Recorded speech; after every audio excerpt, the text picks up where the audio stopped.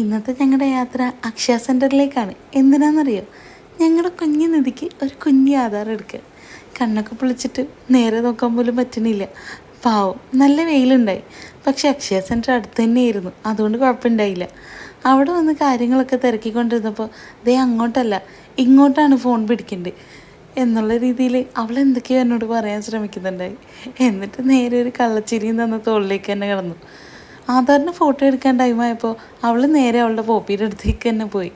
അല്ലെങ്കിലും എപ്പോഴും അവളുടെ പോപ്പിയുടെ അടുത്തിരിക്കുന്നതാണ് അവൾക്ക് കംഫർട്ടബിൾ.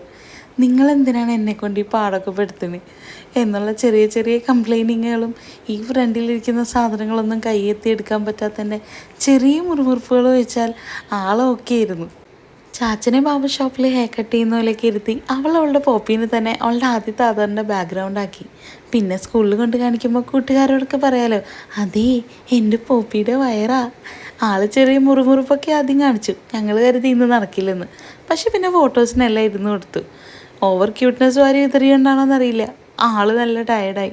ഡീറ്റെയിൽസൊക്കെ ഡബിൾ ചെക്ക് ചെയ്ത് കഴിഞ്ഞപ്പോൾ ട്രിപ്പിൾ ചെക്ക് ചെയ്തിട്ട് മതിയേറാണ്ട് അവളുടെ അപ്പൻ അവിടെ തന്നെ ഇരിക്കുക. കുഞ്ഞു കുഞ്ഞു പ്രൊസീജിയേഴ്സൊക്കെ ഉണ്ടായിരുന്നു. ഫോർമാലിറ്റീസൊക്കെ കഴിഞ്ഞപ്പോൾ പെട്ടെന്ന് കഴിഞ്ഞല്ലോ ഞങ്ങൾക്ക് തോന്നി. പക്ഷെ അത് ഞങ്ങൾക്ക് മാത്രമായിരുന്നു. ഞങ്ങളുടെ കുഞ്ഞു നിധിക്ക് അത് ഒത്തിരി ടൈമായിരുന്നു.